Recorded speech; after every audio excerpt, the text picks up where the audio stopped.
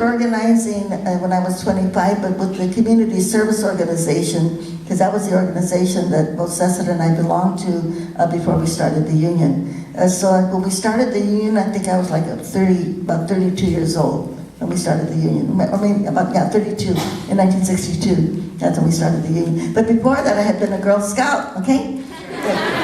From the time I was 8 to the time I was 18 years old. Give her a name. What's your name?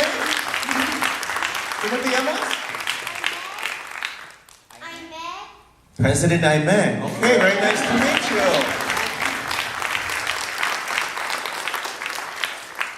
All right. Primero que todo, gracias Dolores por todo lo que has hecho en las últimas décadas. Tony, I think you dropped the credit card. I don't want you to. Thank you. You're welcome. So, Dolores, just seeing the work that you've done with the oppressed and the marginalized, it's inspiring to all of us, I know. So the question is for us that are planning to say, okay, what's the next frontier for the decades to come? Because obviously you can share your experiences of what you could have done differently, but more importantly is, where do we go now? Well, we have a lot of work to do. I think, first of all, here in Texas, you all have to change the registration laws. For one thing, you gotta get people to vote and start changing some of these draconian laws that you have here that are keeping people oppressed and keeping them from reaching their full potential. I think we have to really work on education. I call that our civil rights fight that we have to make sure that we, as I said before, get quality education, make sure our kids stay in school, and that we get civics in the schools so people will understand how important it is for them to be able to vote, because we know, again, if they don't have an education, they're not able to access the economic opportunities that they need in our country. We have to keep continuing to fight for women's rights, by the way, you know, because we don't have equality, and then we have to educate our community on the issues of women's reproductive choice, and also on LGBT issues, because we still have a lot of homophobia in our Latino community that we have to get rid of. Then I think the economics are really important. If we look into the future, yes, we have to fight for free tuition for all students and in colleges. If they can do this in Cuba, if they can do this in Scandinavian countries, and I'm going to use the word socialist, okay? Those socialist countries, you know, that they can give free tuition and free health care to all of their citizens. This is something that we have to fight for, because we are the richest country in the world. And looking further ahead, we have to come to the day when we, in the United States, own our own natural resources. Because why is it that a country like Norway, which a few years ago I read in the New York Times, the business section, I got the crime report, okay, anyway, that in Norway they had a $14 billion surplus. Where did they get all that money? They own their oil. They own their oil. And those countries that we're talking about, they own their oil, they own their utility system, they own their telephone system, and we don't. We have private corporations that own our natural resources. And the natural resources should be owned by the people, not by corporations, because they make all of that money. And even the bankers, when we think about like Wells Fargo with all of the stuff that they did, you know, setting up false bank accounts, etc. When the president of Wells Fargo stepped down, I think that his take home was like $43 million. Where did he get all that money? From the working people. You know, the money comes from the bottom and it goes to the top. And so we've got to change the economic systems in our country so that the working people who create the wealth can have what they are deserving, the part of the wealth that they create back to them. And it shouldn't be in the pockets of these super millionaires, which is obscene. When you have like the president of AT&T gets multi-millions of dollars every year. That's obscene. Nobody should have that much money. But the rest of the people don't have it, and we have so many homeless people and so many empty houses, you know? So we have a lot of things, and of course climate change, right?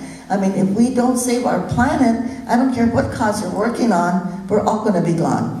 And you know, we have to think about our children and our grandchildren, our future generations, and think about what do we have to do to save our planet, to, you know, get alternative energy, and it's already here. We just have to fight for it to make sure that we can make it accessible to everybody and that people can afford it. So we have a lot of causes, okay? We have a lot of causes, so we have no shortage, but people have to make the commitment to give some of their time to work on these causes, to work for our children. And yes, we have to work for our women, and not just women, but our families. We need to have universal childhood education. No woman should have to go through what I went through with my kids, okay? We need women, and we need women to participate. And as Coretta Scott King said, unless women take power, we'll never have peace in the world. Okay? So we've got a lot of work to do.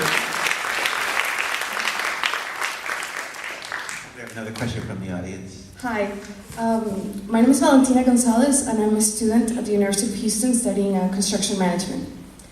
As from your own experience, do you have any advice, tips, recommendations on how to deal and function like every day, I guess, with like a male-dominated industry, such as how you saw in the movie? Well, I think that we as women have to educate our men, like I did with the union. Actually, by the time Cesar passed away, half of our board, our executive board, were women, you know. And but I know it's hard for us to do that because as women we don't like to make any waves. We don't like to create conflict. But we have to do this, you know, because otherwise our guys don't get educated. And we have to have some men also, you know, to support women. You know, we have to, I always tell students, you know, tell your grandma or your tia, your mother, that they have to teach you how to cook, right? And they, you know, have to teach you how to do the housework. All of my sons, by the way, are very good cooks. In fact, one of my sons, Vincent, who's not in the film, is a chef. He's a very, very good cook. So, you know, men have to support the women in the housework and in the chores so that women can participate in civic life, because a woman's voice is extremely important. And we have to just make that a mission, I believe, all of us. You know, we have to make it a mission to end the racism and the sexism and the homophobia.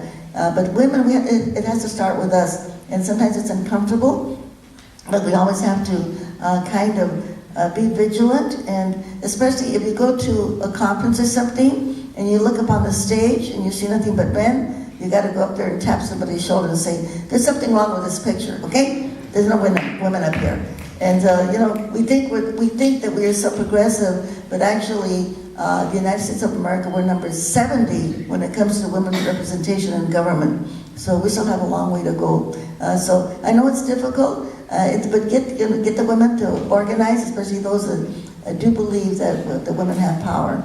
And you know, when we talk about machismo, it's really domination, and that's what we're against. And we think of our culture, the Latino culture, we're more about sharing, we're more about cooperation, and we're not about domination and competition. So if we can remember our own values, I think it makes it a little bit easier.